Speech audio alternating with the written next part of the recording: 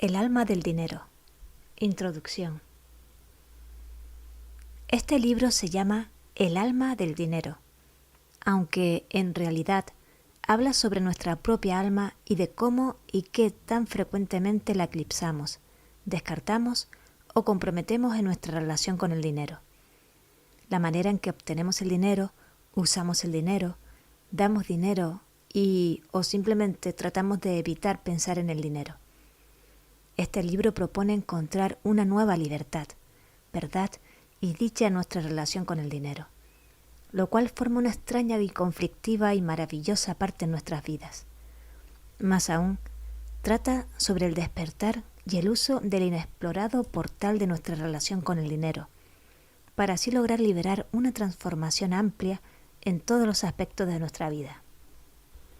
Esencialmente, este libro constituye un sendero hacia la libertad personal y financiera. No soy economista, banquera o asesora en inversiones, al menos no en el sentido tradicional. No tengo títulos en finanzas ni administración. Sin embargo, lo que sí poseo es un profundo y especial conocimiento, experiencia y comprensión sobre el dinero.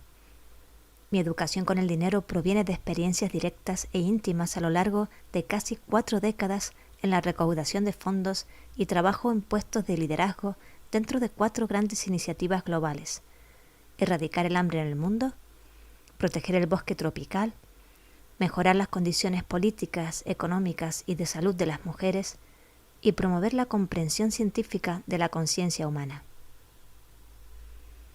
Cada uno de estos compromisos me ha conducido a nuevos ámbitos de reto y de inspiración para otros individuos que confrontan cuestiones acerca del dinero en sus propias vidas o en las vidas de sus familias, comunidades y países, tanto en Estados Unidos como en el extranjero.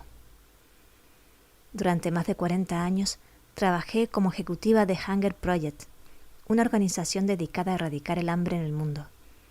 Durante esa época era responsable de capacitar gente para recaudar fondos y del desarrollo de operaciones de recaudación en 37 países. Ahí comencé como consultora y consejera de muchas otras organizaciones sin fines de lucros, y desde entonces he capacitado a más de 20.000 recaudadores de fondos en 47 países. He sido responsable de recaudar más de $150 millones, que no provienen de fundaciones o corporaciones, sino de individuos en todo el mundo. Y he trabajado estrechamente con personas en esa encrucijada donde la vida de aquellos que tienen dinero, por lo general grandes fortunas, se junta con la vida de aquellos que tienen poco dinero, o que no lo tienen para nada. Dentro del movimiento mundial que busca fortalecer a la mujer, he sido una vocera y abogada internacional para el surgimiento del liderazgo femenino, integrando la sabiduría y experiencia de muchas otras personas en el mismo ámbito, con el fin de mejorar las condiciones políticas, económicas y de salud de las mujeres, así como para catalizar la voz financiera de las mujeres a través de programas y actividades filantrópicas. Como vicepresidenta del Instituto de Ciencias Noetic, he tenido la oportunidad excepcional de echar un vistazo al dinero y explorar nuestra cultura monetaria a través de la lente de la conciencia humana con algunos de los principales pensadores críticos de este tema en el mundo. Inmersa en el mundo de la filantropía y como miembro del Consejo de Administración de una fundación, me he comprometido con el reto de orientar el dinero de manera efectiva hacia las cuestiones humanas más apremiantes y primordiales.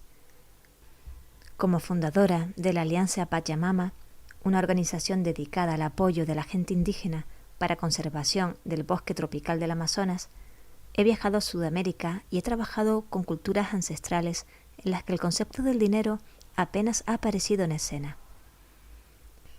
Como presidenta de la Turning Tide Coalition, he viajado con algunos de los principales pensadores y activistas de la actualidad, desarrollando estrategias y orientando el trabajo hacia la creación de un estilo de vida justo, próspero y sustentable para todos. Al servicio de estos compromisos, he tenido el privilegio de trabajar hombro con hombro y en colaboración con algunas de las personas más pobres del mundo. Al decir pobres, me refiero a gente pobre en recursos, como la que habita en el desierto de Sahel, en la parte del norte de Senegal, en los pueblos de la India, en el gran valle de Rift de Etiopía, en los países de Centro y Sudamérica como Ecuador y Guatemala, y en ciertas partes de los Estados Unidos en donde, independientemente de su riqueza cultural, la gente vive en condiciones severas en las que el hambre y la pobreza constituyen el ambiente de la vida cotidiana. También he tenido el privilegio de trabajar hombro con hombro y en colaboración con algunas de las personas más ricas o ricas en recursos del mundo, en países prósperos como Suecia, Francia, Alemania, Japón, Canadá, el Reino Unido, Australia y, por supuesto, Estados Unidos. Bajo este contexto del dinero, me he comprometido a fondo con muchas culturas de una forma que me ha permitido apreciar no solo las diferencias culturales, sino también las cosas que notablemente tenemos en común en nuestra relación humana básica con el dinero, y la manera en que esta relación gobierna, domina y estresa nuestra vida.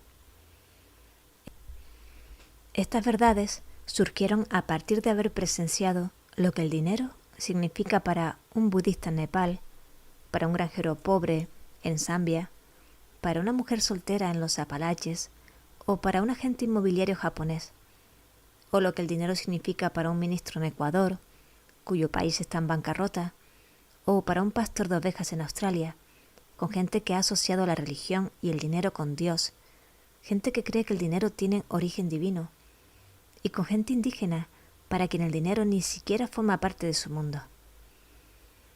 En cada cultura, lugar geográfico e interacción personal, he observado la poderosa fascinación que el dinero ejerce en nuestras vidas, las heridas y las privaciones que puede imponernos, y el inmenso poder curativo que puede tener hasta la más pequeña cantidad de dinero, cuando lo usamos para expresar nuestra humanidad, nuestros más altos ideales y nuestros compromisos y valores más estrechamente ligados con el alma. Al estar en una cultura diferente a la propia, se tiene la oportunidad de adoptar una perspectiva desvinculada. Puede uno percibir con mayor claridad las cuestiones que podrían resultar oscuras e incluso invisibles cuando uno está en su ambiente habitual. Esto se ha convertido en una verdad para mí y para miles de personas con quienes he compartido estas historias a través de mi trabajo de recaudación de fondos, mis talleres acerca del alma del dinero y en la asesoría privada ofrecida por medio del Soul Money Institute. A todos nos ha sorprendido y complacido el descubrir que en esta relación con el dinero, este espacio en donde acostumbramos a sentirnos con mayor conflicto e incertidumbre, con el menor bienestar y con la sensación de estar incompletos, existe un espacio y una vía para descubrir cómo sentirnos completos. A menudo, cuando comparto las historias y hablo acerca de estas revelaciones, ya sea en una conferencia pública, en un taller o en una conversación de sobremesa, tiempo después la gente me dice, a veces, minutos, meses o incluso años después, que esa charla fue un momento decisivo para ellas.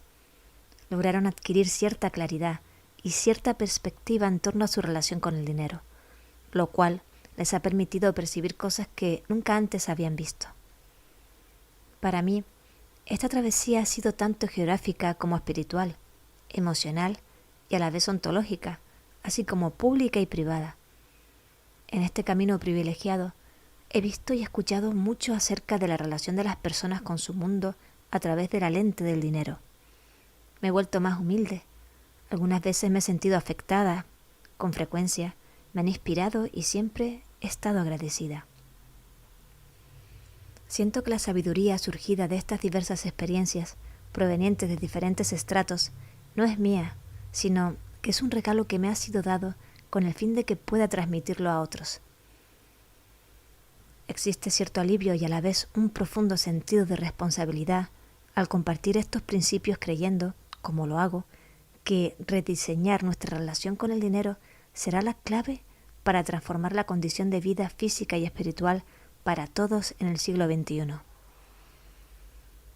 A través de un análisis honesto, valiente y razonado de nuestra relación con el dinero, descubrimos algo de verdad. Y en esa verdad, cualquiera que resulte ser, podemos encontrar enormes posibilidades, así como un poder sorprendente. El alma del dinero ofrece el camino para realinear nuestra relación con el dinero, con el fin de que sea más verdadera, libre y poderosa, permitiéndonos vivir una vida de integridad y completa autoexpresión, congruente con nuestros valores más altos, sin importar cuáles sean nuestras circunstancias financieras. Este libro no habla de cómo darle la espalda al dinero, ni de cómo simplificar gastos, o cómo hacer presupuestos o planes financieros. No obstante, que la sabiduría obtenida de esta lectura será relevante para todas estas actividades. Este libro trata sobre cómo podemos procurarnos una vida consciente, plena y dichosa en nuestra relación con el dinero, y de cómo podemos aprender a entender y adoptar ese flujo. Habla acerca de la manera en que podemos usar el inexplorado portal de nuestra relación con el dinero para alcanzar una amplia transformación en todos los aspectos de nuestra vida. Existen cientos de prácticas espirituales, muchos caminos que conducen a la gente hacia la experiencia de la totalidad y la paz mental. Explorar su relación con el dinero puede conducirlo a ese lugar. Parecería extraño pensar que el dinero podría constituir uno de esos caminos. Sin embargo, lo he visto y vivido yo misma, al igual que he visto a otros hacer lo mismo. Esta es su oportunidad para embarcarse en una extraordinaria y excepcional travesía, la cual tiene el potencial de transformar todos los aspectos de su vida hoy y el futuro. El viaje que lleva nuestra alma hacia el dinero y el dinero hacia nuestra alma.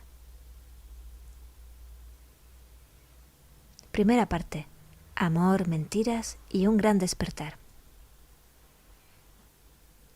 Capítulo 1. El dinero y yo. El dinero y nosotros.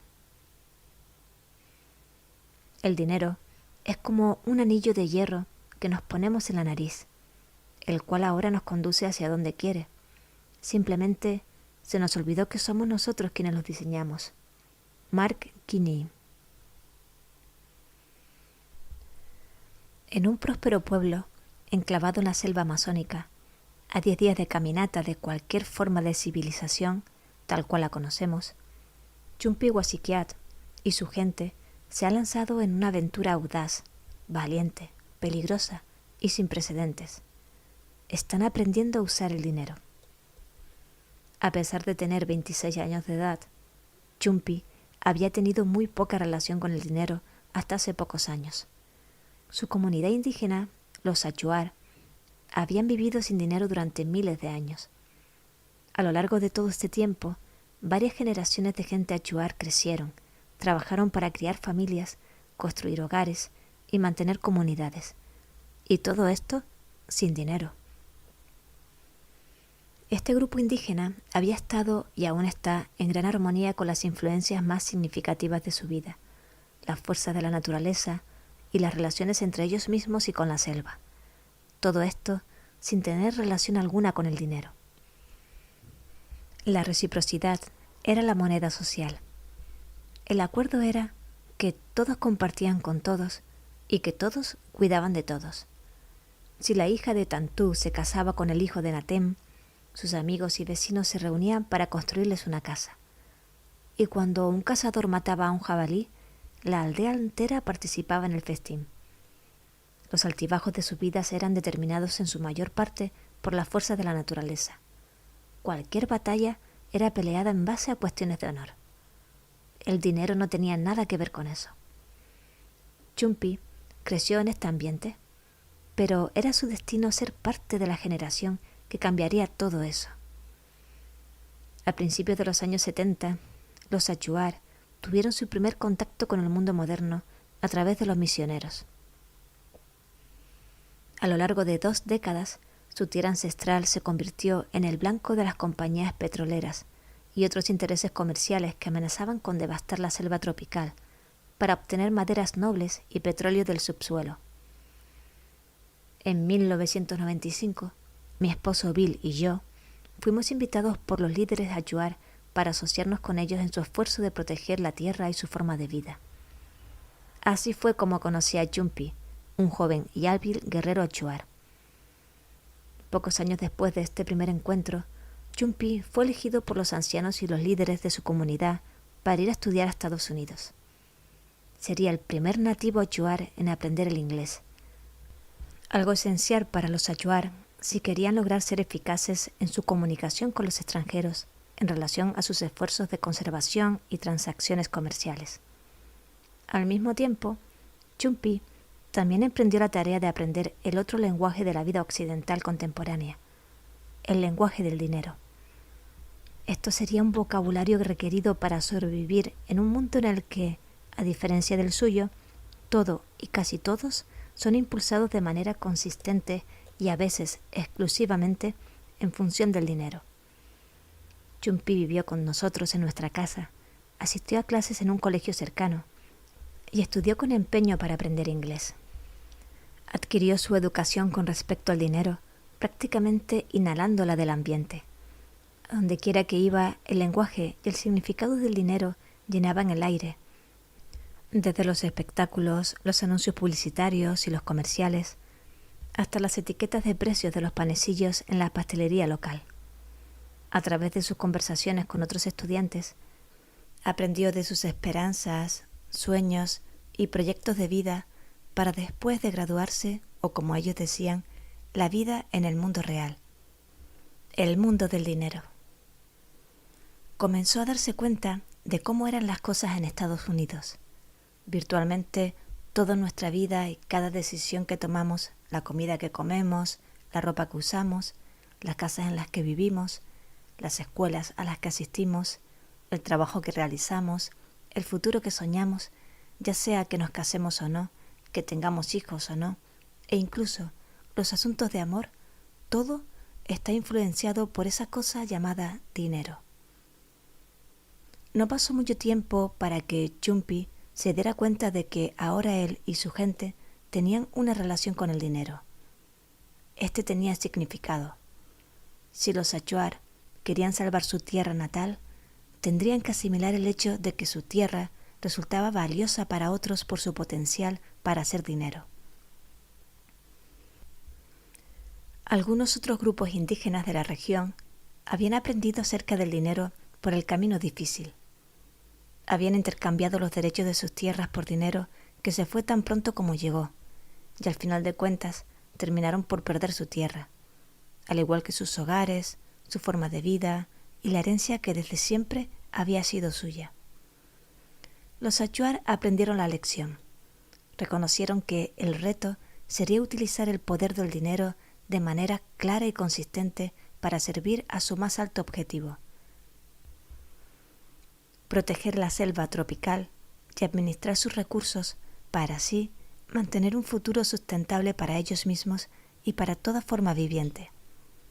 Entendieron que esta nueva relación con el dinero, que no tenía precedentes en su historia, debería fundamentarse de manera sólida en sus propios valores esenciales y sus más grandes compromisos con la vida y la tierra. Si no, como había sucedido con sus vecinos, el dinero los llevaría a la ruina. Este reto continúa para ellos hasta el día de hoy, poniendo a prueba la naturaleza de sus relaciones y los principios ancestrales de su comunidad y su cultura. Cuando los achuar están en la selva tropical, que es su casa, son prósperos y tienen todo lo que necesitan, ya se ha sido por siglos, incluso milenios. El simple hecho de dar un paso afuera de la selva tropical y entrar a nuestro mundo significa que los achuar no pueden comer, ni encontrar un refugio donde vivir, ni subsistir sin dinero. El dinero no es una opción, es un requisito. Bill y yo tuvimos la fortuna de presenciar y participar con ellos en su primer esfuerzo importante con el mundo del dinero. Y a partir de ello, sentimos el llamado para volver a examinar nuestra propia relación y la de nuestra cultura con el dinero.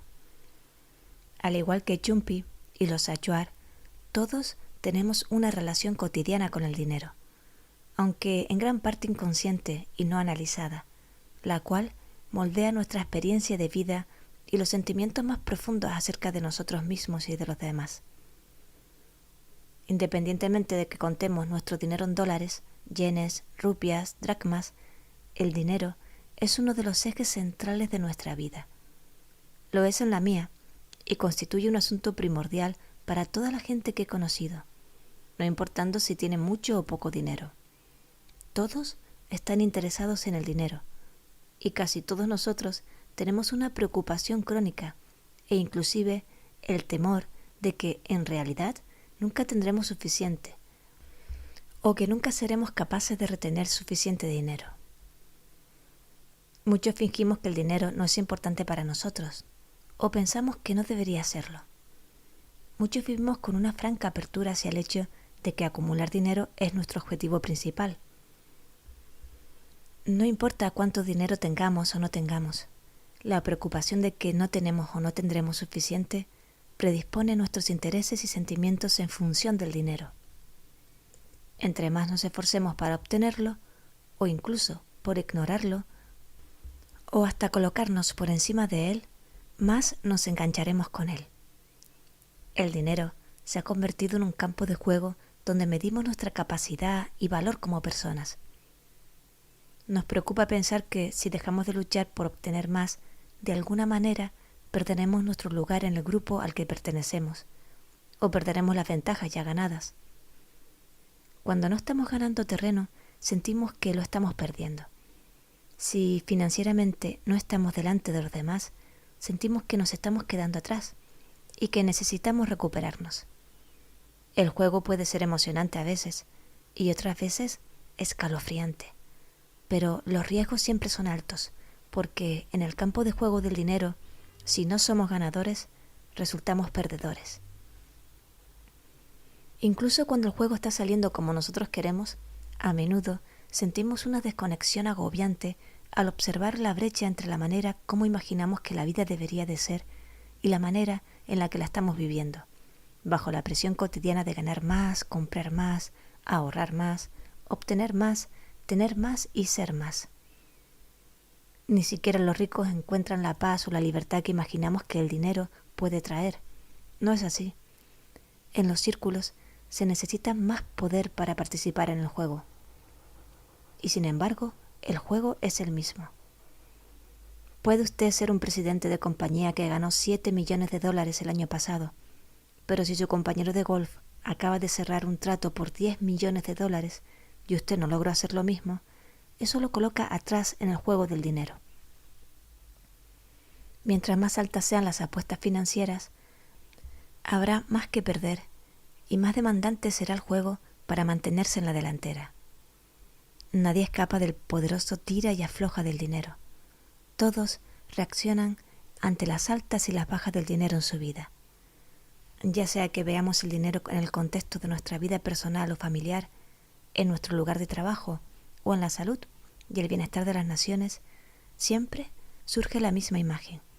De manera universal, el dinero es la parte más motivante, maliciosa, milagrosa, denigrante e incomprendida de la vida contemporánea. Esa cosa que llamamos dinero. Si nos liberamos de miles de años de condicionamiento cultural y suposiciones, obteniendo así una mirada más fresca en relación al dinero, podemos empezar a hacer observaciones muy básicas. El dinero no es un producto de la naturaleza. El dinero no crece en los árboles. Los centavos no caen del cielo como la lluvia.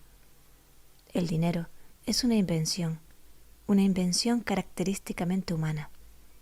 Es una creación que proviene absolutamente de nuestra genialidad. Nosotros lo inventamos y lo fabricamos. Es un objeto inanimado que apareció bajo muchas formas diferentes a lo largo de sus 2.500 a 3.500 años de historia. Ya sea que hablemos de conchas del mar, o que hablemos de piedras, o lingotes de metales preciosos, o de un billete de papel, o de un punto en la pantalla de la computadora. Desde el comienzo, el dinero se inventó para facilitar el reparto y el intercambio de bienes y servicios entre individuos y grupos de personas. Aunque el dinero todavía facilita los propósitos para el que fue creado, en algún lugar del camino el poder que le otorgamos sobrepasó su rol utilitario original. Ahora bien, más que concebir el dinero como una herramienta creada y controlada por nosotros, hemos llegado a concebirlo como si fuera un hecho proveniente de la naturaleza, con una fuerza a la que debiéramos tenerle respeto. Esta cosa llamada dinero, estas monedas o billetes de papel producidos en serie que no tienen más valor que un bloc de notas o un pañuelo facial, se ha convertido en una fuerza con mayor control en nuestras vidas. El dinero solo tiene el poder que le asignamos, y le hemos asignado un poder inmenso. Le hemos otorgado casi autoridad definitiva. Si nos limitamos a observar nuestro comportamiento, podríamos decir que hemos hecho del dinero algo más importante que nosotros mismos. Le hemos dado más importancia que a la vida humana. Muchas personas han realizado y realizarán cosas terribles en nombre del dinero. Han matado por él, han esclavizado a otra gente por él, y se han esclavizado a sí mismos a una vida carente de alegría, con tal de ir en su búsqueda. En nombre del dinero, la humanidad ha hecho un inmenso daño a la madre tierra. Hemos destruido selvas tropicales, diezmado ríos al convertirlos en presas, talado indiscriminadamente árboles de coníferas, realizado una pesca excesiva en ríos y lagos, así como envenenado nuestra tierra con desechos químicos provenientes de la industria y la agricultura. Hemos marginado segmentos enteros de nuestra sociedad, forzado a los pobres a vivir en viviendas populares. Hemos permitido la creación de barrios marginales, explotado a naciones enteras para obtener mano de obra barata. Y hemos sido testigos de la caída de miles de millones de personas, muchas de ellas jóvenes, atrapadas en la venta de drogas para obtener dinero, lastimando así a otras personas y desperdiciando su propio futuro en una vida de crimen, esclavitud o encarcelamiento. Hemos perpetuado tradiciones milenarias que asignan al hombre y a la mujer un acceso diferente y desigual al dinero y al poder que le damos, subyugando a la mujer y distorsionando las expectativas y las obligaciones de los hombres al otorgarles un acceso privilegiado al dinero. En muy raras ocasiones, el dinero constituye en nuestra vida un lugar de genuina libertad, alegría o claridad, ya que regularmente le permitimos dictar los términos de nuestra vida y a menudo ser el factor más importante en las decisiones que tomamos con relación al trabajo, al amor, a la familia y a la amistad. Hay pocas cosas que aceptamos de manera tan absoluta como el poder y la autoridad del dinero, así como las suposiciones acerca de cómo debemos sentirnos con respecto a ello. Cuestionamos la aceptación de cualquier otro concepto de vida, raza, religión, política, educación, sexo, familia y sociedad. Pero, cuando se trata del dinero, lo aceptamos no solo como una medida de valor económico, sino también como una manera de asignar importancia y valor a todos y a todo lo demás en el mundo. Cuando hablamos de éxito en la vida, el dinero es casi siempre la primera y algunas veces la única referencia que usamos para medirlo. En algún momento de nuestra vida, todos nos hemos degradado y rebajado al aprovecharnos de alguien o al participar en acciones de las que no nos sentimos orgullosos, con tal de obtener o acumular dinero o el poder que creemos que trae consigo. Hemos guardado silencio para evitar conflictos o diálogos incómodos acerca del dinero. Nuestro comportamiento en torno al dinero ha dañado relaciones cuando se ha utilizado como un instrumento de control o castigo, escape emocional o manipulación, o como un sustituto del amor. Entre familias dotadas con una gran riqueza, muchas personas se han envenenado con la avaricia, la desconfianza y el deseo de controlar a otros. La vida privilegiada los ha apartado de la experiencia esencial proveniente de interacciones ordinarias con la gente y de relaciones auténticas. En un mundo en donde el dinero es escaso, la lucha por conseguirlo puede fácilmente convertirse en el tema decisivo que hace a un lado el valor personal y el potencial humano básico de un individuo, una familia o incluso de comunidades y culturas enteras. Para algunos, la persistente ausencia del dinero se convierte en una excusa para sentirse menos capaces, productivos o responsables de lo que podrían serlo. Nacimos en una cultura definida por el dinero y nuestra relación inicial con él es el producto de dicha cultura, ya sea que se trate de una cultura basada primordialmente en la pobreza en países como Mozambique o Bangladesh, o en una cultura de prosperidad y riqueza como la de Estados Unidos o Japón. Desde nuestras experiencias más tempranas, aprendemos el lugar y el poder que tiene el dinero en nuestra familia, en nuestra comunidad y en nuestra vida. Observamos quién lo gana y quién no. Vemos lo que nuestros padres están dispuestos a hacer y lo que no están dispuestos a hacer para ganar dinero, o las cosas que el dinero compra. Vemos cómo el dinero moldea la perspectiva personal y la opinión pública. En nuestra particular y agresiva cultura de consumo de Estados Unidos, incluso los niños más pequeños se ven envueltos en esa feroz relación con el dinero. En la misma forma que nos toca a nosotros, y más en la actualidad, ellos están creciendo en un entorno mediático y con una cultura popular que alienta un insaciable apetito por gastar y ganar, sin tomar en cuenta las consecuencias personales o ambientales. Las distorsiones en nuestra relación con el dinero surgen de toda una vida llena de estas experiencias cotidianas, aparentemente inofensivas dentro de la cultura del dinero. Las cuestiones personales relacionadas con el dinero, así como los asuntos de sustentabilidad y equidad social, fundamentales para la economía humana y el ambiente, están claramente arraigados en el terreno de nuestra relación con el dinero y la cultura del dinero en la que nacimos, la cual llegamos a aceptar como algo natural. El dinero y el alma, la gran división. Para la mayoría de nosotros, esta relación con el dinero resulta profundamente conflictiva y nuestro comportamiento hacia el dinero es a menudo incongruente con respecto a los valores, compromisos e ideales que más apreciamos, lo que en conjunto llamo nuestra alma. Cuando hablo de alma, no me estoy refiriendo a alguna interpretación religiosa. Cuando hablo de nuestros valores esenciales o compromisos de mayor nivel, no estoy sugiriendo que todos pensemos o sintamos lo mismo acerca de la política, religión, la economía y todas las demás cuestiones, demandas y deseos que dominan nuestra época.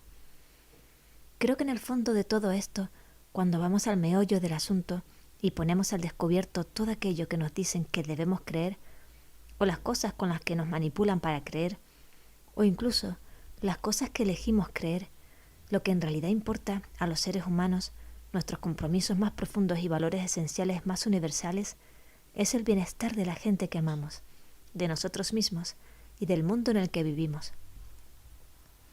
En realidad, queremos un mundo que funcione para todos. No queremos que los niños padezcan hambre. No queremos que la violencia y la guerra invadan cualquier lugar del planeta, incluso si se trata de un lugar distante. No queremos que la tortura, la venganza y el castigo sean los instrumentos del gobierno y los grandes líderes. Todos queremos una vida segura, tranquila, amorosa y estimulante para nosotros mismos y para quienes amamos, y en realidad para todos. Todos queremos tener un planeta saludable y que todos tengan la oportunidad de una vida sana y productiva. También creo que, aun con todos los miedos y enojos, incluso los más profundos, todos queremos amar y ser amados, y hacer una diferencia en nuestras vidas. Hablando en términos espirituales y no específicamente religiosos, creo que las personas también quieren vivir una experiencia personal de divinidad, de conexión con la vida entera y con el misterio de algo que está más allá de nuestra comprensión.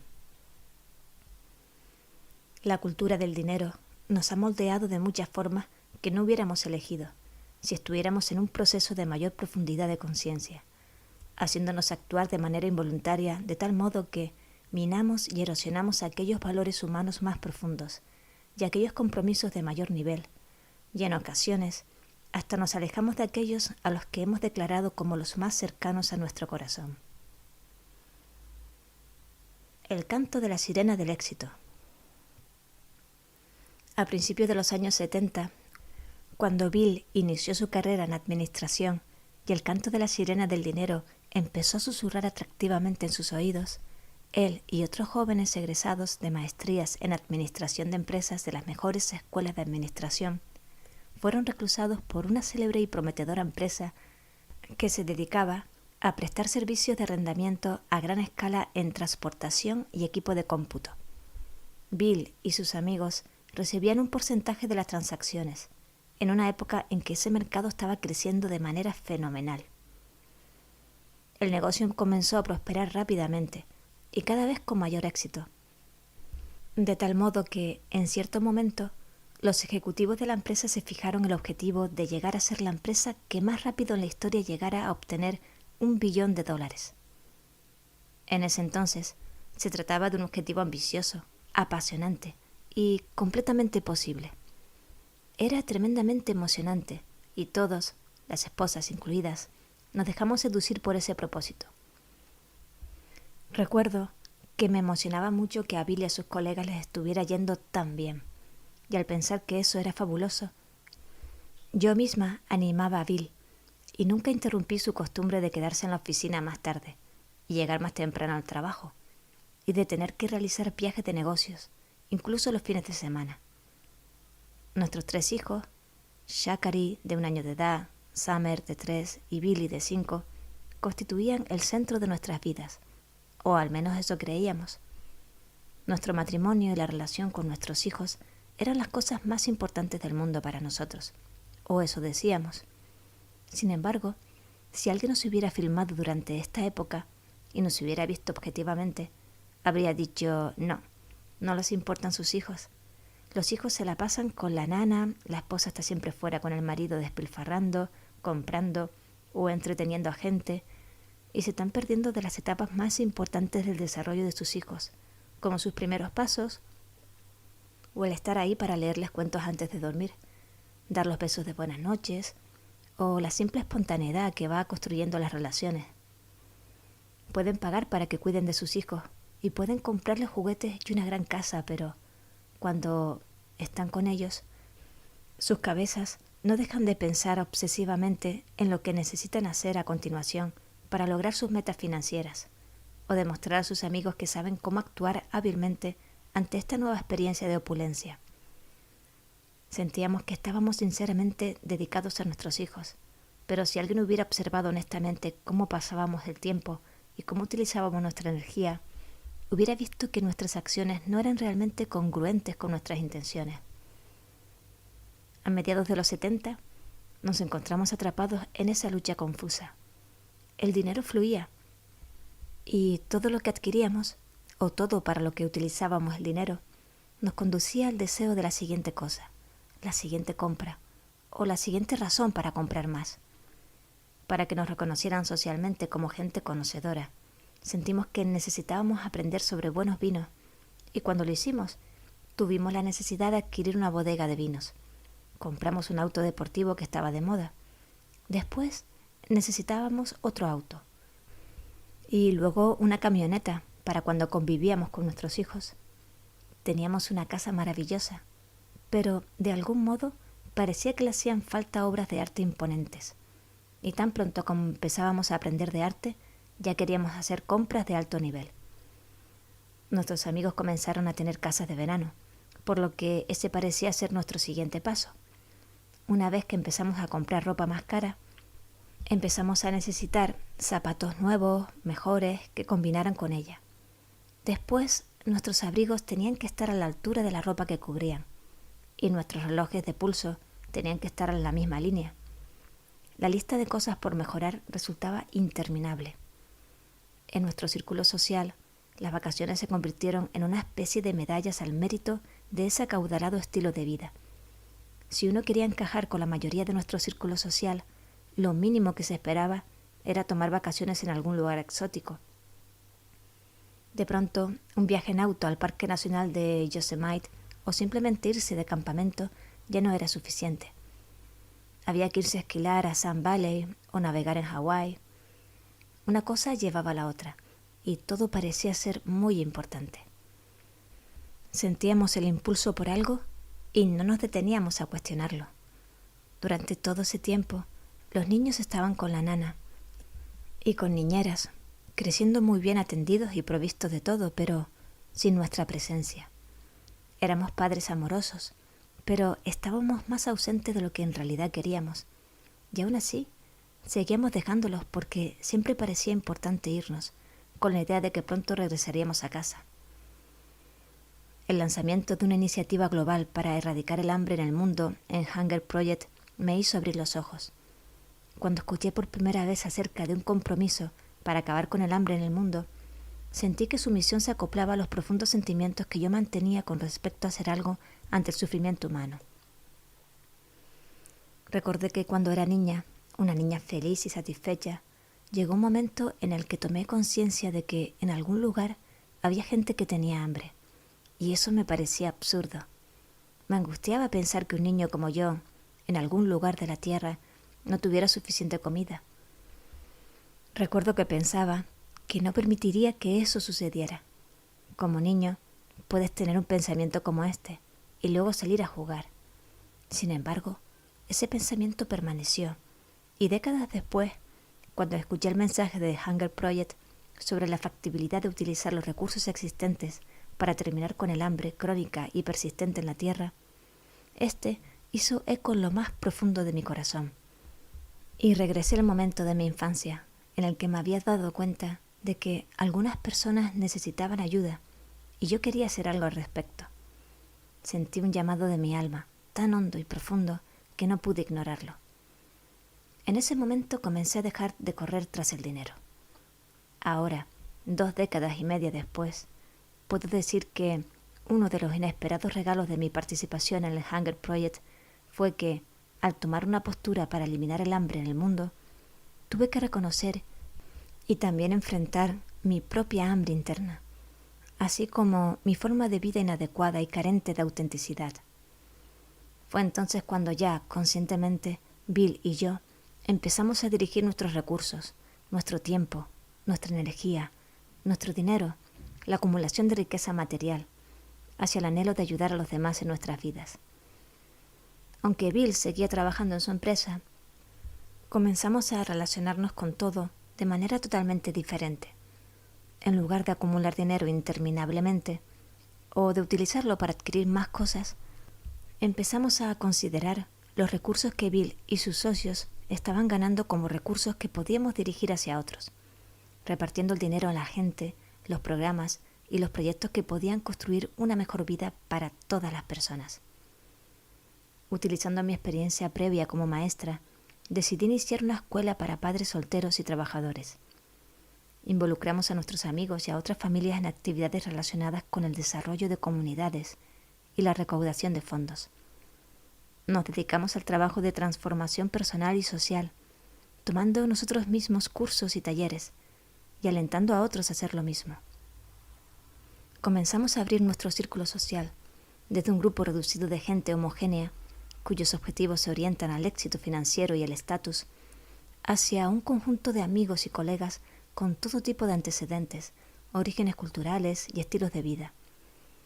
Nuestro círculo se volvió más grande, adquirió un carácter multicultural y se conformó de gente proveniente de muchos segmentos sociales y de diferentes condiciones económicas. Bill y sus socios crearon una fundación en donde todos experimentamos la dicha y el poder de contribuir, invirtiendo dinero en las cosas que más nos importaban, en programas que reflejaban nuestros más elevados compromisos. Nos dimos cuenta de que podíamos hacer una diferencia significativa mediante la inversión de nuestro dinero hacia la erradicación del hambre. Y así lo hicimos al colaborar con el Hunger Project.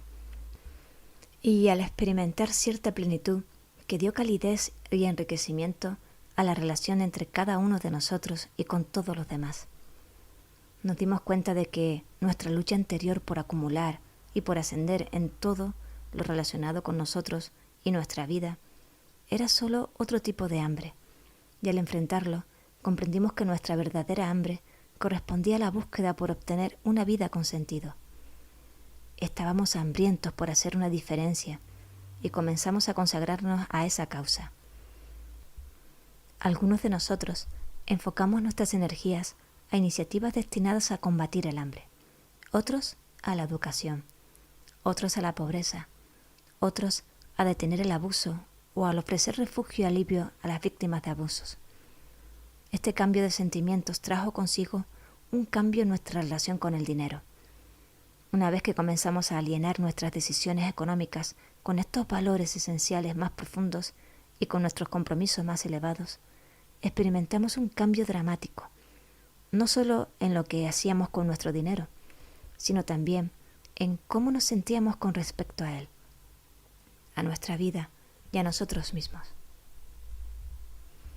Finalmente, llegamos a conocernos no por lo que teníamos o poseíamos, sino por lo que éramos capaces de dar, y no por lo que acumulábamos, sino por lo que repartíamos.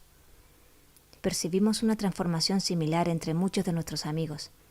Independientemente de sus recursos financieros, cuando entraban en contacto con su generosidad y compromiso, se sentían motivados a actuar de manera similar.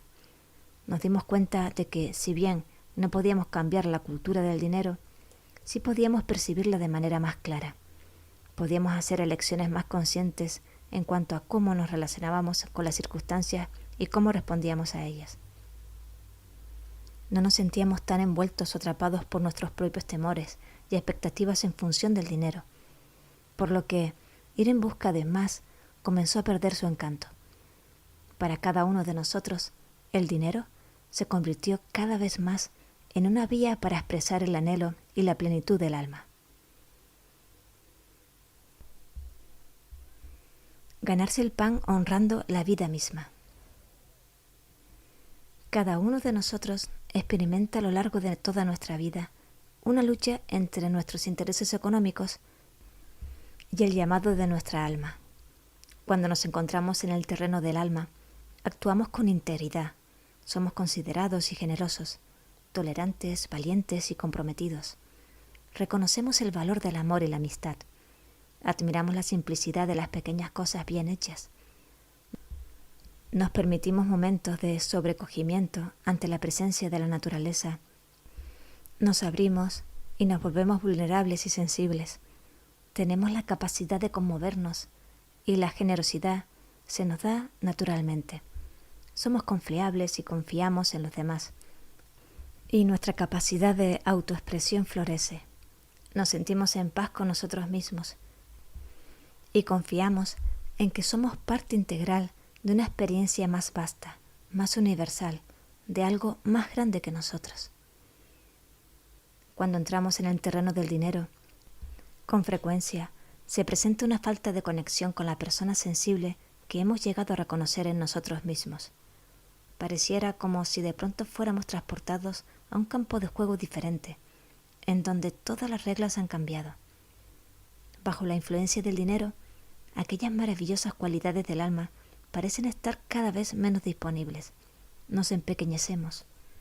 Competimos para obtener lo que nos corresponde. Frecuentemente nos volvemos egoístas, ávaros, mezquinos, temerosos o controladores, o nos sentimos confundidos, conflictivos o culpables.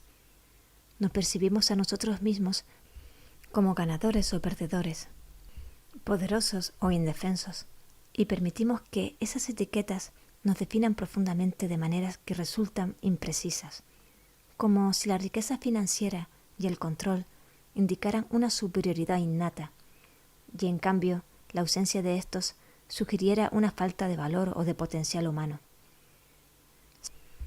Se disuelve la visión de un futuro con posibilidades. Nos volvemos recelosos y desconfiados, protectores de lo pequeño que poseemos, o indefensos y sin esperanza. A veces nos sentimos motivados hacia una conducta que no es congruente con respecto a nuestros valores esenciales e incapaces de actuar de forma diferente. El resultado es una división profunda en nuestra forma de ser, en nuestro comportamiento y en la percepción de nuestro propio carácter e integridad. Esta dicotomía, esta ruptura en nuestra verdad, no solo nos confunde en lo relativo al dinero, sino que también nos impide integrar nuestros mundos internos y externos para sentir integridad en nuestras vidas, el momento exquisito en el que estamos en paz en el instante presente y somos una parte de la vida y uno mismo con ella. Esa experiencia silenciosa de integridad con el todo se ha perdido mayoritariamente dentro de nuestra cultura ya ha sido rebasada por el ruido y la lucha en función del dinero. Esa brecha existe para todos, incluida yo misma, y se encuentra en el fondo mismo de las batallas más duras que libramos en la vida. En Your Money on Your Life, Vicki Robin escribe acerca de las personas que, en lugar de ganarse la vida con su trabajo, más bien se dedican a ganarse la agonía con él, y en algunos casos se matan con su trabajo. El trabajo que realizan resulta frustrante, quizás incluso perjudicial para su bienestar y el de los demás. O quizás se sienten avergonzados de su trabajo, lo odian, desearían no tener que hacerlo. Actúan como si no fuera importante, pero, en verdad, su espíritu, o el de alguien más, está siendo destruido. Inmersos en la búsqueda del dinero, creen que se están ganando la vida cuando, en realidad, se están ganando la agonía o la muerte, pero simplemente no se dan cuenta o no pueden admitirlo. El dinero en sí mismo no es el problema. El dinero en sí mismo no es ni bueno ni malo. El dinero no tiene poder. Es en la interpretación que hacemos de él y nuestra interacción con él donde radica el verdadero problema y donde encontramos una verdadera oportunidad de autodescubrimiento y de transformación personal. Los relatos que voy a compartir a continuación provienen de un recorrido que va de un extremo a otro, de circunstancias de asombrosa opulencia a otras de estremecedora pobreza, de gente y lugares que están a continentes de distancia de mi país. Sin embargo, también he visto las mismas lecciones representadas cerca de casa, en las luchas y decisiones diarias que tomamos respecto del dinero, y nuestras expectativas, sueños, temores y decepciones en torno a él. Tal vez tendrán que ver con mucha tensión para descubrir el hilo conductor del dinero en su propia historia, pero está ahí y tiene significado. Pueden empezar el proceso de análisis y transformar el misterio del dinero, así como el campo de juego que representa, en un lugar de naturaleza diferente. Su relación con el dinero puede ser un espacio en donde utilicen sus fortalezas y habilidades, sus aspiraciones más altas y sus más hondas y profundas cualidades. Independientemente de que seamos millonarios o que hayamos heredado una fortuna, en realidad podemos ser grandiosos con nuestro dinero, así como grandiosos en nuestra relación con él. En un mundo que parece girar alrededor del dinero, resulta vital que hagamos más profunda relación con nuestra alma, la cual a su vez afectará positivamente nuestra relación con el dinero.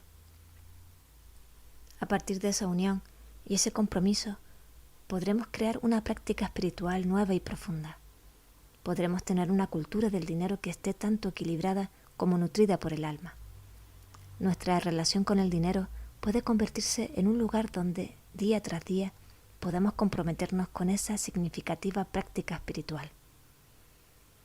Los siguientes capítulos son una invitación para confrontar nuestros retos con el dinero, nuestros miedos en función del dinero, nuestra adicción y apego al dinero, nuestro remordimiento, arrepentimiento y heridas ocasionadas por el dinero, y para aceptar todo esto como un ámbito de crecimiento personal, un espacio maravilloso en el cual podamos trabajar en nuestra propia transformación.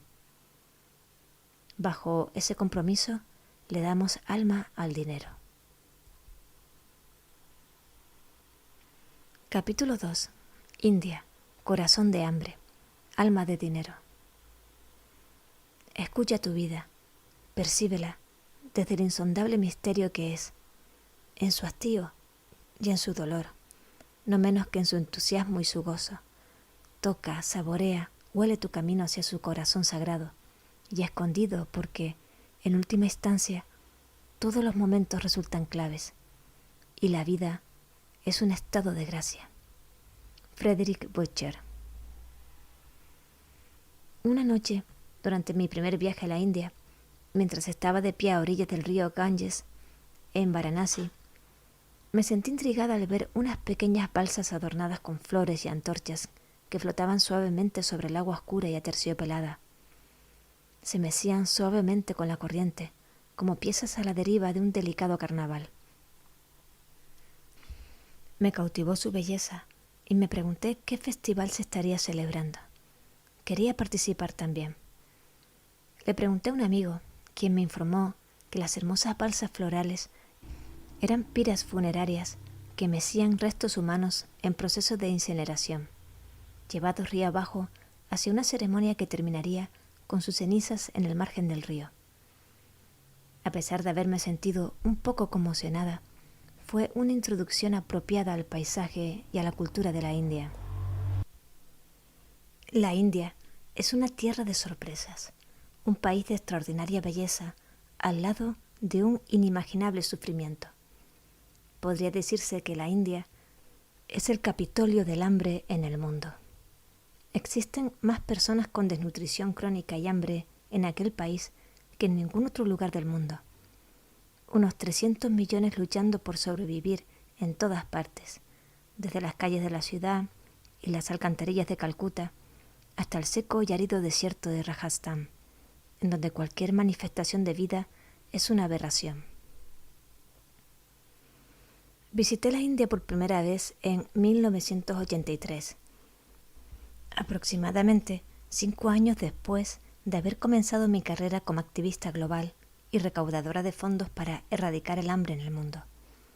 Ese trabajo me había llevado hasta entonces a diferentes partes de Estados Unidos, Canadá y Europa. Sin embargo, este era mi viaje de iniciación en la India. Fui con la expectativa de aprender acerca de la realidad sobre la hambruna y la pobreza en sus dimensiones más impactantes.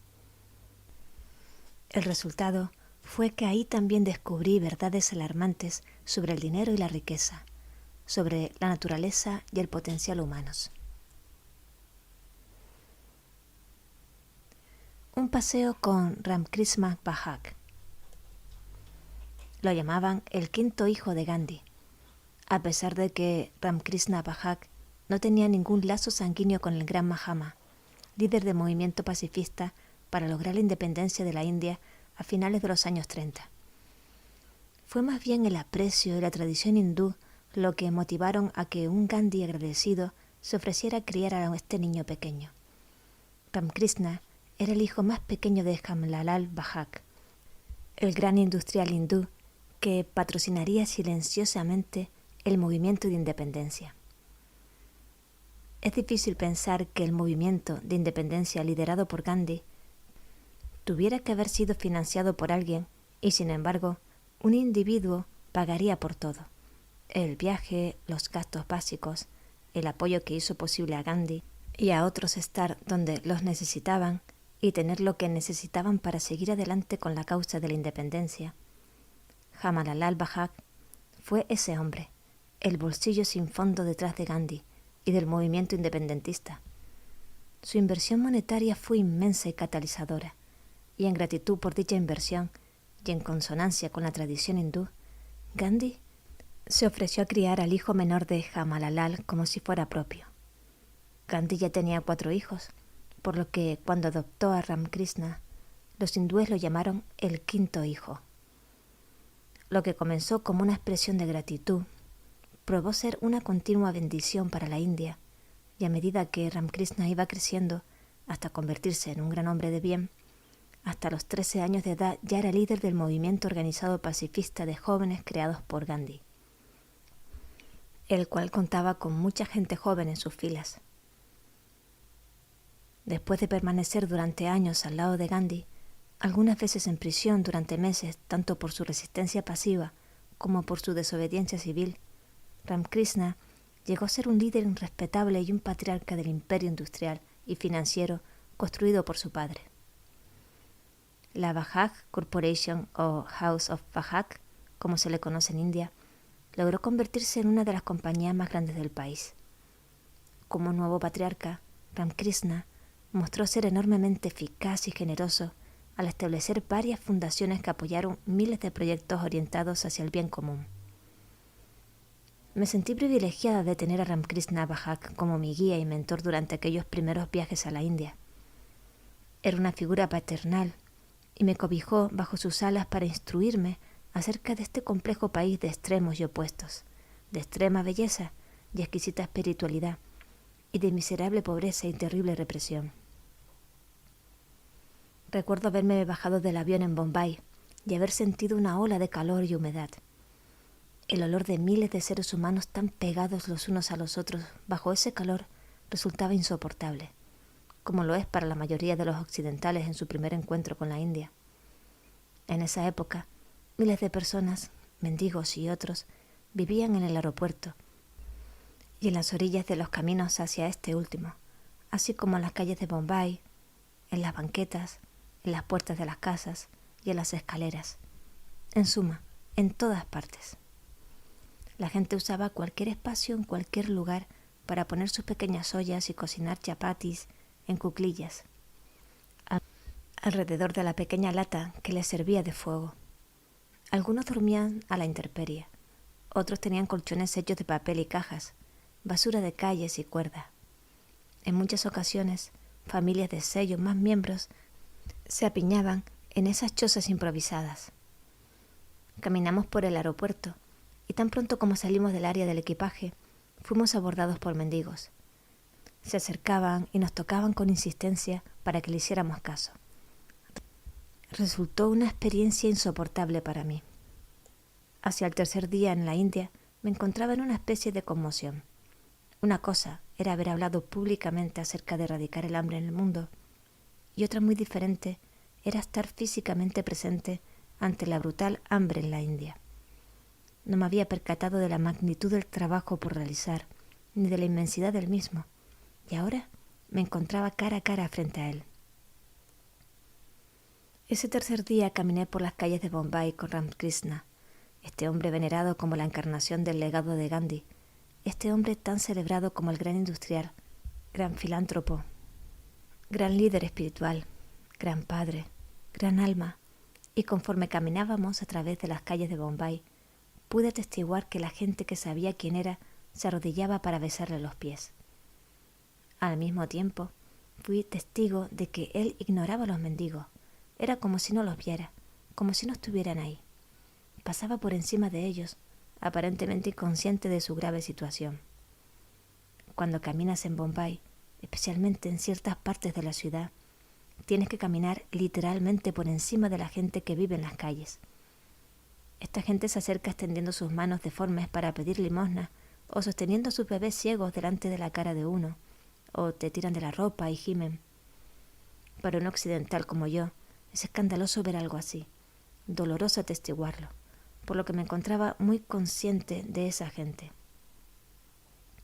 No podía notar o pensar en ninguna otra cosa. No obstante, Ramakrishna no reaccionaba ante ellos. Tampoco lo acosaban como lo hacían conmigo. Parecía que había algún acuerdo tácito o alguna armadura alrededor de él.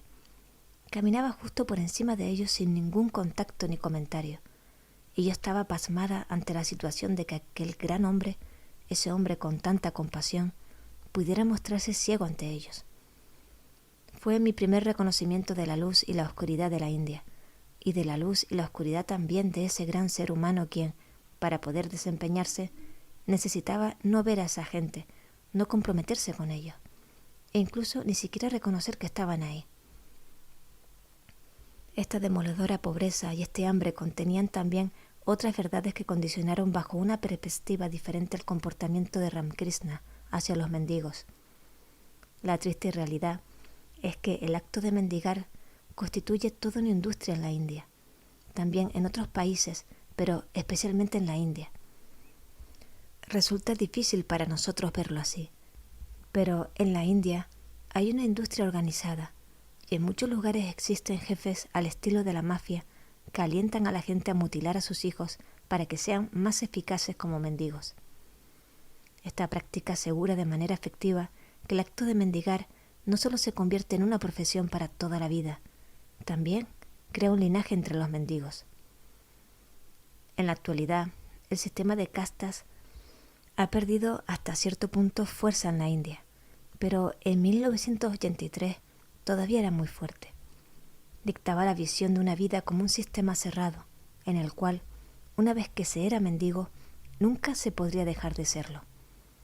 Desde esta perspectiva, más valdría rezar para nacer de nuevo como un brahmán, con mayores privilegios, o renacer con otra encarnación, aunque en esta vuelta de la vida uno sería siempre mendigo y sus hijos también. Y bajo ese supuesto, uno querría llegar a ser un mendigo tan eficaz como fuese posible. Debido a que el éxito como mendigo depende de hacer que la gente se conmueva o sienta pena o culpa para dar dinero, los sindicatos y jefes debían encargarse de enseñarles a sus mendigos las formas para procurar que los niños inspiraran más lástima. Bajo esta presión, a veces los padres hacían algo para dejar una cicatriz en la cara de sus hijos, o les cortaban una mano o una pierna para dejarles un muñón. Era un hecho que las familias mutilaban a sus hijos con el fin de aumentar su valor para conmocionar y hacerlos así más rentables como mendigos. En mi propio país he visto muchas maneras bajo las cuales la gente se lastima entre sí por dinero, en divorcios y batallas de custodias, o en la explotación de seres humanos y del ambiente. Resultaba fácil ser crítico con respecto a aquellas decisiones equivocadas hechas en nombre del dinero. Ahora bien, también me doy cuenta de que siempre había asumido que los pobres, sin dinero por el cual luchar, de algún modo estaban exentos de esa particular corrupción. Sin embargo, en la India presencié las crueles y autodestructivas decisiones que la gente pobre toma también con tal de conseguir dinero. Dentro de este orquestado negocio de mendigar, aquellos que habían diseñado tal acto de deshonestidad y los que participaban en ello y lo perpetuaban, se encontraban coludidos en esta relación tácita y enferma. Las personas que daban dinero por sentirse impactadas o culpables estaban apaciguando su propia culpa, y al apoyar esta brutal industria, también se convertían en facilitadoras de manera inconsciente. Los niños eran las trágicas víctimas. Las necesidades de los mendigos eran profundas y reales, pero el dinero que ganaban no ayudaban en nada a romper el ciclo de la pobreza. De hecho, el dinero solo perpetuaba la perversa industria que demandaba la mutilación y el sacrificio de más niños. Los días siguientes me dieron una lección tras otra, una sorpresa tras otra, en las cuales tantas de las imágenes mentales relacionadas con el dinero que siempre había sostenido y las cosas que había asumido o pensado que sabía dieron un vuelco. Un nuevo conjunto de diferenciaciones empezó por completo a hacerse visible para mí en torno a la gente que llamamos pobre y la gente a la que llamamos rica, y pude darme cuenta de que las opiniones y creencias que tenemos de los ricos y los pobres, de la pobreza y de la riqueza, provocan más oscuridad que iluminación. Así se presentaba el drama y el teatro de los mendigos, un fraude en el que los indigentes hambrientos representaban la conmoción, la vergüenza y la culpa por todo lo que esto pudiera valer. Y yo me sentía atrapada en tal situación. No se trataba de que no necesitaran dinero para alimentarse o sanar sus heridas, sino que en el acto de mendigar y recibir limosna existía un lado oscuro, innegable y deshonesto. Y este gran hombre, Ramakrishna, utilizaba su industria y riqueza de muchas maneras para romper con la atadura de la pobreza de su país, y a la vez pasaba ciegamente y sin comentario alguno por encima de aquellos que se encontraban en el suelo ante él. La compañía de Ramakrishna contrataba decenas de miles de personas, se encontraba en la cima del estatus social hindú y mantenía tanto su rol empresarial como social, con una enorme responsabilidad y compasión. Él era, de hecho, un gran filántropo, cuya paternidad y generosidad eran legendarias. También percibí que, con el fin de mantener su visión, su propósito y su posición en esta sociedad, Ramakrishna tenía que desarrollar cierto tipo de ceguera en su diario encuentro con la abrumadora pobreza de las calles, y así lo hizo. Lo mismo ocurre con nosotros. Todos estamos de alguna manera ciegos en relación con el dinero, y permanecemos así. Quizás sea el miedo y la ansiedad de que, al percibir las consecuencias de la forma en que lo estamos ganando, o las consecuencias reales de las decisiones que tomamos en relación con nuestros gastos, tendremos que rediseñar nuestra vida entera. Si realmente miráramos, por ejemplo, la brutalidad del trabajo infantil, a menudo relacionada con los productos que compramos todos los días a bajo costo, provenientes de países extranjeros, quedaríamos impactados y paralizados. Si reconociéramos los verdaderos costos ambientales que pagamos por el regalo de la aparentemente ilimitada energía que se requiere para mantener nuestro confort, ¿qué cambios necesitaríamos llevar a cabo? Si en realidad nos diéramos cuenta de las consecuencias y del impacto de casi cualquier industria que nos contrata o que satisface nuestros deseos y necesidades, la verdad es que quizás le pondríamos un alto a nuestro estilo de vida cotidiano. Y si en realidad examináramos nuestras creencias y suposiciones acerca de otras personas en el contexto del dinero, necesitaríamos abrirnos nosotros mismos, así como abrir nuestros corazones y nuestras mentes a la gente a la que le hemos impedido el acceso a nuestro estilo de vida. La Madre Teresa y la prisión de la riqueza. Crecí dentro de la religión católica y a lo largo de mi vida he sido inspirada profundamente por la Madre Teresa. Cuando era una estudiante de segundo año de preparatoria, llegué a pensar seriamente en convertirme en monja. A pesar de que, eventualmente, amplié mi vida espiritual y mis planes de carrera en distintas direcciones, la Madre Teresa permaneció como el modelo a seguir más inspirador de mi vida. En los años 70, cuando como madre y joven esposa comencé a adoptar completamente mi compromiso personal para erradicar el hambre en el mundo, pensaba mucho en ella y en el trabajo que realizaba entre los más pobres de los pobres en los barrios bajos de Calcuta, así como en lugares de pobreza y hambre en todo el mundo.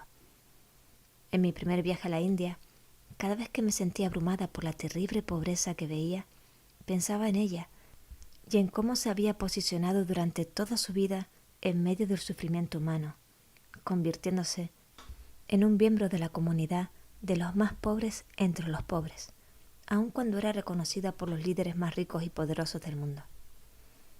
Tras muchos viajes de trabajo a la India y un creciente sentido de conexión con este país, decidí buscar a la Madre Teresa. Quería conocerla.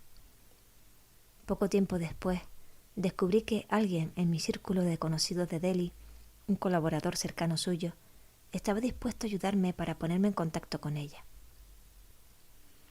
Era mayo de 1991 y me encontraba en Delhi para reunirme con funcionarios del Banco Mundial y tratar asuntos relacionados con la iniciativa para erradicar el hambre.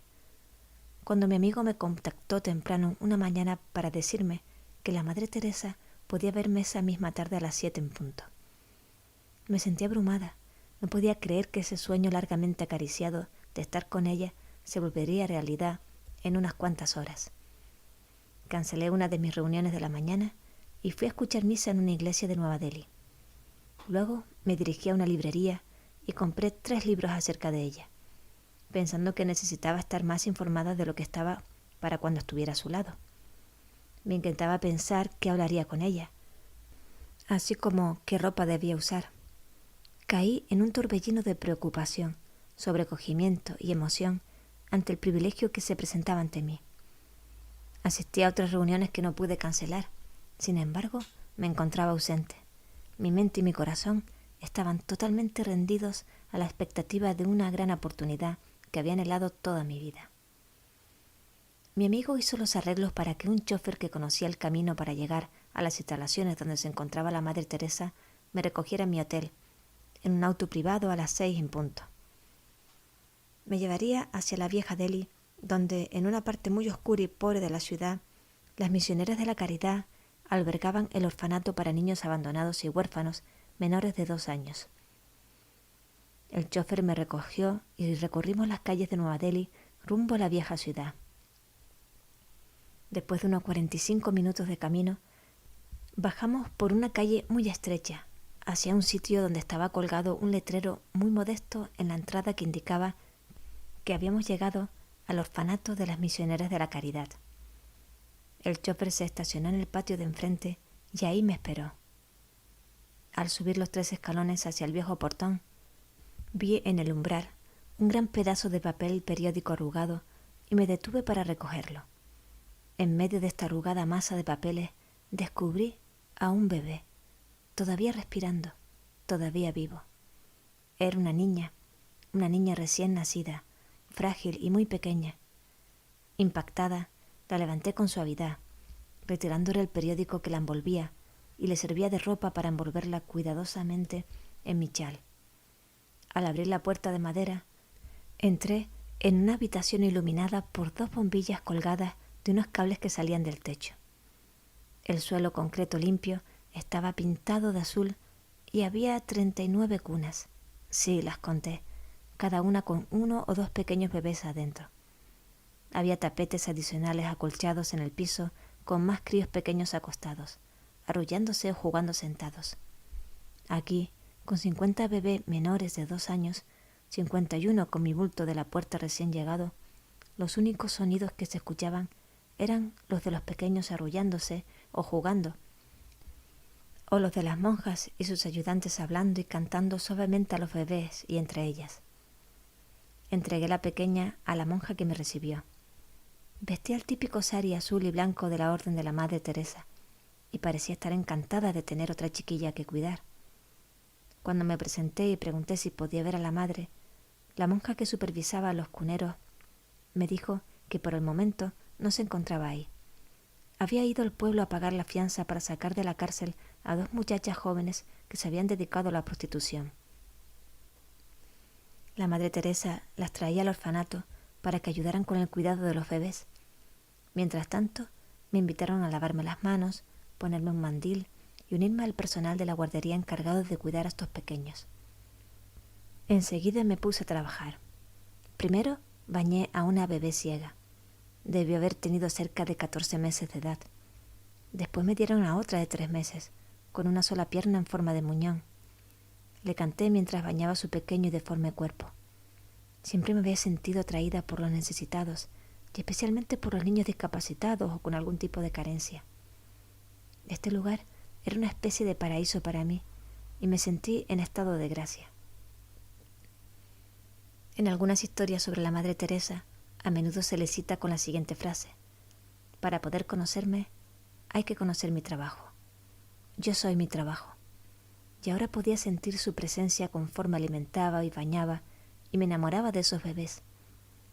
Me perdí en esta dichosa empresa y no supe cuánto tiempo había pasado cuando me sorprendió el suave golpeteo de mi hombro de una de las monjas para decirme: la Madre Teresa la verá ahora. Fui conducida a través de un corredor que se encontraba más allá de una capilla en la que había cerca de 20 monjas cantando la misa de vísperas. Se me pidió esperar en una silla al lado de una puerta. Frente a mí se encontraba un vestíbulo austero y sin decoraciones. Había una mesa de madera muy sencilla, con 2 sillas colocadas contra la pared.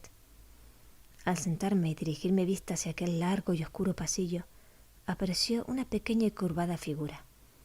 Al instante supe que era la Madre Teresa. Venía hacia mí desde las sombras, con su encorvada y familiar silueta. Estaba sonriendo y resplandeciente. Con ella iba un perro labrador negro, evidentemente dedicado a ella, y que caminaba silenciosamente junto a ella. Ahí estaba la Madre Teresa, justo frente a mí. Sin poder emitir palabra alguna, me arrodillé y le besé el anillo que tenía en una de sus pequeñas y nudosas manos. Después, instintivamente besé sus pies. Colocó sus manos sobre la parte superior de mi cabeza por un momento. Después tomó mis 2 manos entre las suyas y me pidió que me levantara y la acompañara donde estaban las sillas y la mesa y donde podríamos conversar. Nos sentamos al lado una de la otra y apenas empecé a hablar se me escaparon las lágrimas por la emoción. Le dije que, desde que tenía memoria, su ejemplo y compromiso habían sido una llama de inspiración para mí. Le dije que me había comprometido y dedicado por completo a la tarea de erradicar el hambre en el mundo y que, de cierto modo, este compromiso de vida se había originado a partir de su ejemplo y de la valiente manera en que había escogido vivir su vida. Le pedí que rezara por mi hijo de 20 años de edad, que estaba enfermo, y por mi mamá, que luchaba contra el cáncer. Después comenzamos a hablar de mi trabajo. Estaba enterada del Hunger Project y sabía de mí. Sabía que yo era una líder dentro de mi organización y sabía también que una de mis responsabilidades era la recaudación de fondos. Me dijo que dicha recaudación constituía una gran labor y que me admiraba por el valor que implicaba el compromiso de conseguir dinero para el trabajo en la erradicación del hambre. Modestamente se describió como un lápiz de Dios. Me dijo que podía ver en mis ojos y por el trabajo que yo realizaba que yo también era un lápiz de Dios. Este reconocimiento me conmovió profundamente. En su presencia sentí un amor incondicional y una conexión tan profunda con todo el mundo que no pude contener las lágrimas, y así le hablé a través de ellas. Nos encontrábamos enfrascadas en esa conversación íntima cuando fuimos interrumpidas por el sonido de una niña y por fuertes voces provenientes del otro lado del vestíbulo. Primero los olí, después los escuché. Se trataba de una pareja hindú de mediana edad, un hombre y una mujer, los dos muy altos, enormes, exageradamente perfumados y evidentemente muy ricos. Apareció primero la mujer, tratando de aventajar a su marido, moviéndose agresivamente hacia nuestra pequeña mesa de reunión. Tenía diamantes incrustados en sus oídos y uno más en su nariz. Sus brazos estaban cubiertos de espléndidos brazaletes, aderezados con piedras preciosas. Estaba muy maquillada y vestía un sari blanco y azul cubierto con un opulento brocado bordado en oro y plata. Mostraba gran sobrepeso y su carne sobresalía en la descubierta parte media de su apretado sari. Su esposo era más grande, más ancho y más ostentoso que ella. Usaba un turbante con un topacio en el centro, justo arriba de su frente, y una curta blanca con brocado. Tenía un anillo en cada dedo de ambas manos. En medio del silencio de este pasillo, me parecían monstruos que irrumpían en nuestra tranquila e íntima escena. Sin saludarnos siquiera a mí o a la Madre Teresa, la enorme y escandalosa mujer bruscamente colocó una cámara en mi mano mientras que ella y su esposo levantaban a la Madre Teresa de su silla para colocarla contra la pared entre ellos dos. Después se apretujaron a cada lado de la Madre Teresa, como dos gigantes y grotescos portalibros, y demandaron que se les tomara una fotografía. No tenemos una fotografía con la Madre Teresa, y necesitamos tener una, se quejó a gritos la mujer. Y luego me indicó con un gesto que tomara una fotografía con su cámara. Yo estaba furiosa. La belleza del momento vivido con la Madre Teresa se había hecho pedazos con la rabia que ahora sentía en contra de estos intrusos groseros y ostentosos. Mientras tomaba la fotografía, la altanera mujer obligó a la Madre Teresa a mirar hacia arriba para obtener una segunda toma. Debido a la osteoporosis y a la edad de la Madre Teresa, tenía el cuello doblado hacia abajo. No obstante, y sin titubear, la mujer puso su mano bajo la barbilla de la Madre Teresa y la levantó a la fuerza. Impactada de que alguien tratara así a la Madre Teresa, pero al mismo tiempo, queriendo que esta pareja se fuera, tomé la segunda fotografía. La mujer me arrebató la cámara y ella y su marido, sin darnos siquiera un gracias a la Madre Teresa o a mí, desaparecieron de regreso por el vestíbulo, con ruidosa prisa. La Madre Teresa regresó a su silla y continuó con la charla como si nada hubiera sucedido, retomando el tema de nuestra conversación anterior. Pero yo apenas podía escucharla a causa de mi enojo e indignación con aquella pareja. Sentía correr la sangre por mis venas y me sudaban las palmas de las manos. Llegó la hora del final de nuestra reunión y entre lágrimas le dije adiós.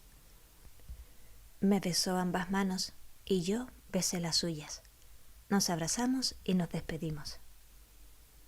Salí del orfanato hacia el auto que me aguardaba y traté de calmarme durante los siguientes 45 minutos de regreso a casa. Estaba sudando y respirando agitadamente, repasando en mi mente una y otra vez la terrible escena de insulto y prepotencia que acababa de presenciar. Cuando recordaba el momento en que esa enorme mujer había forzado la barbilla de la Madre Teresa, me volví a enfurecer. Pensé las cosas más terribles de aquellos intrusos y sentí una furia intensa en contra de los ricos mandones, repulsivos y arrogantes. Mi cuerpo estaba tenso y sentía que me recorría el odio. A lo largo del camino, 15 o 20 minutos antes de llegar al hotel, comencé a calmarme. Me di cuenta, con algo de vergüenza, de cómo había podido rebajarme al odio y al prejuicio en presencia de uno de los seres espirituales más inspiradores del planeta. Reflexioné acerca de lo sucedido y me percaté de que la Madre Teresa no había tenido problema alguno con esta pareja adinerada. Para ella eran hijos de Dios, ni más ni menos que los huérfanos que cuidaba, y los había tratado con amor y respeto. Y después, con toda calma, había continuado atendiendo nuestra reunión. Siempre me había percibido a mí misma como una persona abierta y compasiva con todos y en todo lugar. Sin embargo, ahora podía ver mi propia intolerancia, así como los límites de mi compasión. Percibí mi desagradable prejuicio en contra de los ricos y los poderosos. Esta no era mi gente. Esta era gente que yo no podía abrazar e integrar en mi círculo de amor. Eran groseros, desagradables, indignos. También me di cuenta de que este encuentro fortuito con la pareja adinerada, que se había comportado de esa manera, me permitió confrontar e identificar por primera vez mi propio prejuicio. No hubiera podido imaginar el poder que esta lección llegaría a tener en mi vida. Era tarde y estaba oscuro cuando regresé al hotel, exhausta por la montaña rusa emocional que había vivido durante el día, desde el momento en que me enteré temprano por la mañana que iba a tener la reunión con la Madre Teresa, hasta el momento en el que estuve con ella. Después la molesta interrupción y mi enojo, y finalmente mi concientización y mi vergüenza. Encendí una vela y me senté a escribir una carta a la Madre Teresa. Le conté todo, incluyendo la desenfrenada furia, el odio y el resentimiento que sentía hacia sus visitantes. Le compartí lo impactada que estaba de descubrir mi propio prejuicio y los límites de mi propia compasión, aún en su presencia. Le pedí tanto perdón como consejo. Semanas después, recibí una carta de ella escrita con su puño y letra. En su respuesta, me reprendió, diciéndome que a lo largo de mi vida había expresado compasión por los pobres, los enfermos, los desamparados y los débiles, y que ese sería siempre el lugar donde mi autoexpresión y servicio florecería fácilmente. El círculo vicioso de la pobreza, según dijo, ha sido articulado con claridad y es ampliamente conocido. Lo que resulta menos obvio y pasa casi inadvertido es el círculo vicioso de la riqueza. No se reconoce la trampa que a menudo representa la riqueza, ni el sufrimiento que ocasiona la misma, la soledad, el aislamiento y el endurecimiento del corazón, el hambre y la pobreza del alma que viene con la carga de la riqueza material. Me dijo que había otorgado muy poca o prácticamente ninguna compasión hacia los fuertes, los poderosos y los ricos, cuando en realidad ellos necesitaban tanta compasión como cualquier otra persona en el mundo. Debes abrir tu corazón a ellos y convertirte en su alumna y maestra, señaló la Madre Teresa en su carta. Abre tu compasión e intégralos. Es una parte importante del trabajo de tu vida. No les cierres la puerta. Ellos también son tu trabajo. Fue una idea impactante para mí. Por supuesto que los ricos eran humanos y tenían sus propias aflicciones, aunque nunca había pensado en ellos como seres necesitados. Ahora podía empezar a percibirlo. Su dinero les compraba confort material y cierto nivel de protección ante las inconveniencias e imposiciones de una vida cotidiana más ordinaria. Sin embargo, su dinero y estilo de vida privilegiado también los distanciaba de la riqueza de la vida cotidiana, de lo más normal y sano en el dar y recibir, de las relaciones del trabajo útil y de lo mejor de la experiencia humana.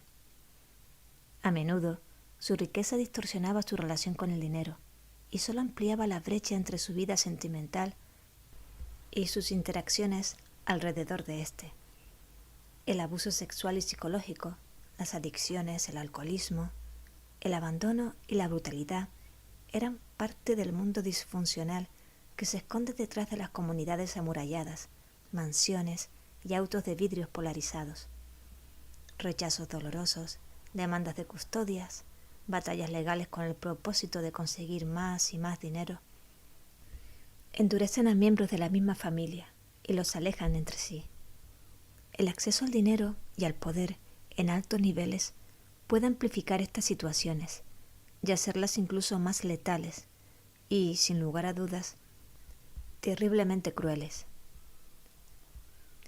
La advertencia de la Madre Teresa y mi trabajo de recaudación de fondos entre individuos muy adinerados me enseñaron que, sorprendentemente, la riqueza no nos protege del sufrimiento humano. Más tarde llegaré a aprender que las personas excesivamente ricas, no todas, pero sí muchas, luchan al vivir desvinculadas de las cualidades del alma. Viven atrapadas en la prisión del privilegio, en la que el confort material resulta cuantioso, pero la carencia espiritual y emocional es real y dolorosa. En esa prisión pierden contacto con los valores del corazón. Pueden convertirse en la manifestación del lado más oscuro del dinero. Para muchos, la riqueza solo sirve como un arma que expande su capacidad para hacer daño. Desde el día en que recibí su carta, me fijé el compromiso de abrir mi corazón y capacidad de compasión y amor a los ricos y poderosos, con la misma profundidad y devoción con las que me comprometo con los pobres y los hambrientos.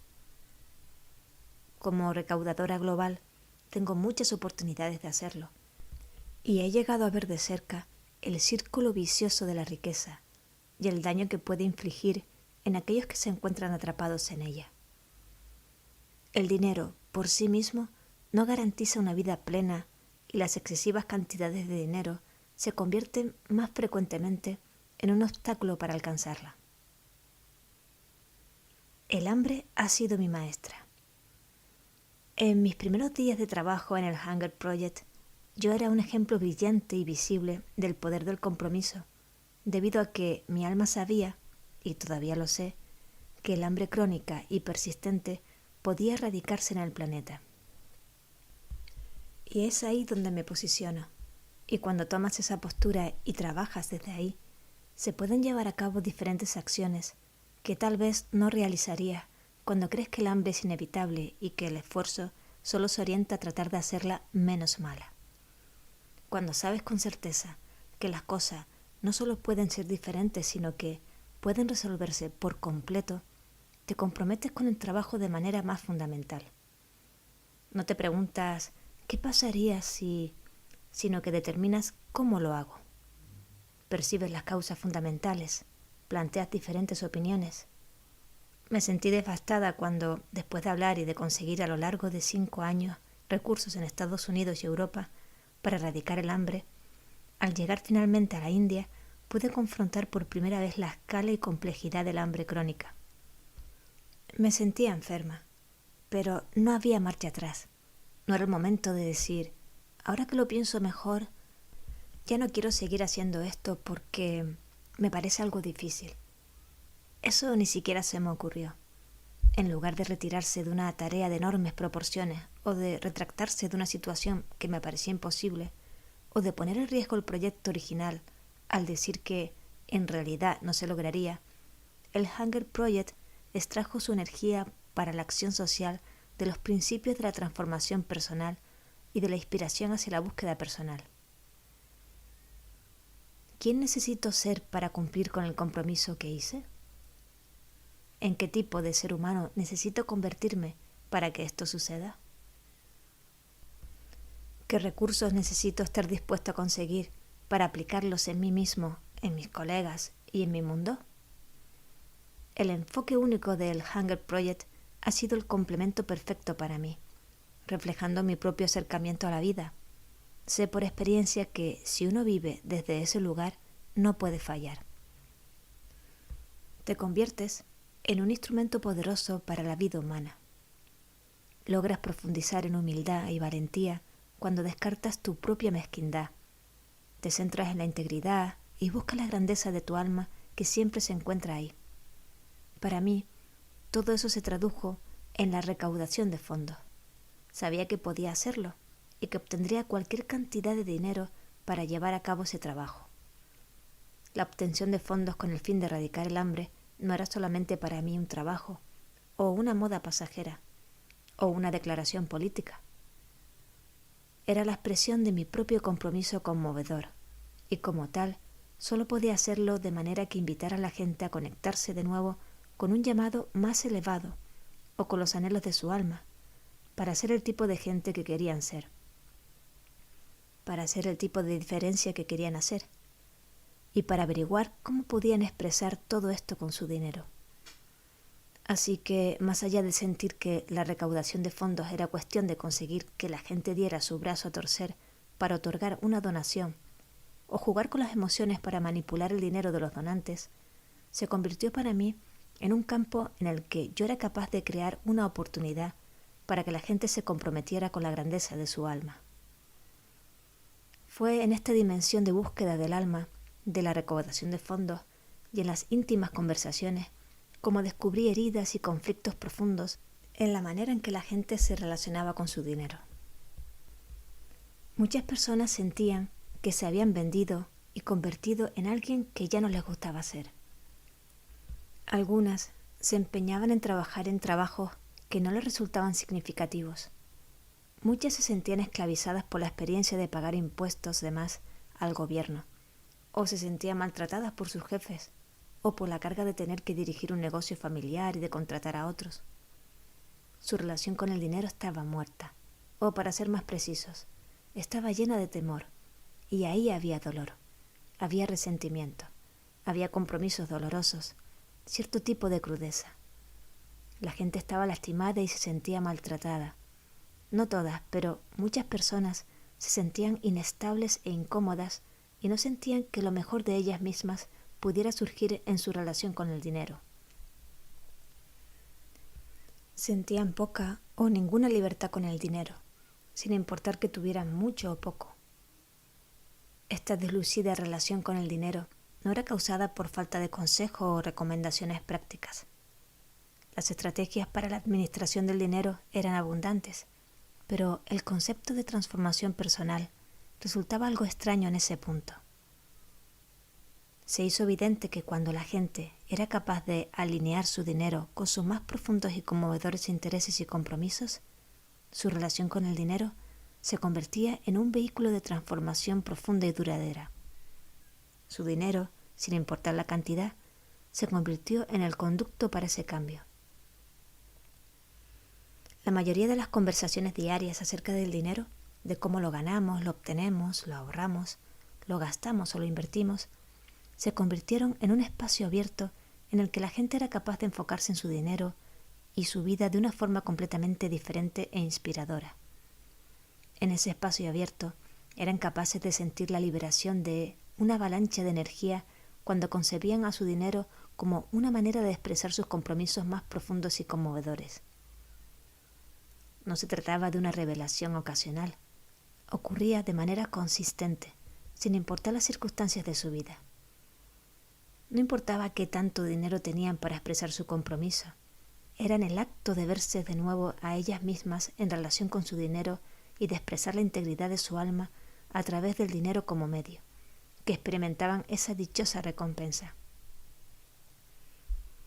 Así fue también que, en la dramática belleza y severidad de la vida de la India y en las conversaciones sobre la recaudación de fondos para erradicar el hambre, una por una todas aquellas equivocadas suposiciones que mantenemos acerca del dinero, del alma y de la brecha entre las dos, se aclararon para mí e hicieron surgir una verdad distinta sobre el dinero y el espíritu humano. Comencé a ver la forma en que la gente se podía liberar de la atadura del dinero, logrando así que el dinero fluyera hacia y a través de su vida bajo formas que los alimentarían a ellos y a su mundo. Pero era necesario confrontar algunos hechos y ficciones críticas.